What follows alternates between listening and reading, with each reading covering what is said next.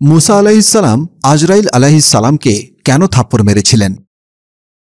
হাদিসের মধ্যে পড়েছি আজরাইল আলাইহিসসালাম জান কবজ করতে এলে মুসা আলাইহিসসালাম তাকে থাপ্পড় মেরেছিলেন। আমার প্রশ্ন হল, তিনি একজন নবী হয়ে কেন এই কাজটি করলেন? মুসা আলাইহিসসালাম কর্তৃক মৃত্যুর ফেরেশতাকে থাপ্পড় মারার বিষয়টি সহিহ হাদিস দ্বারা প্রমাণিত।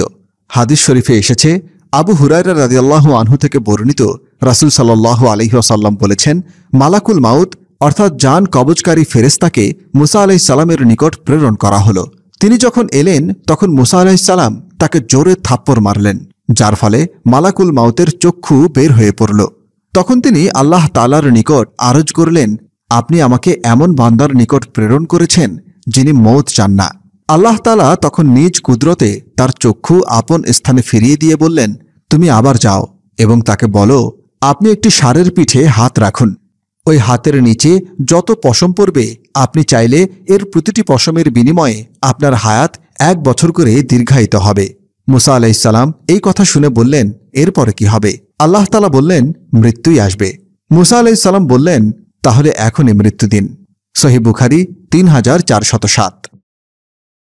ব্যাখ্যাকারগণ বলেন, মৃত্যুর ফেরেশতা মানুষের বেশ ধরে মুসা আলাইহিসসালাম এর অনুমতি ব্যতীত তার ঘরে প্রবেশ করেছিলেন, তাই তিনি তাকে চিনতে পারেননি, আর অনুমতি ছাড়া তার ঘরে ঢোকার কারণে তিনি তাকে থাপ্পড় মেরেছিলেন। ফাতাহুল বারী 6/508, শাহরে নববী 15/129। আল্লাহ তাআলাই সবচেয়ে ভালো জানেন।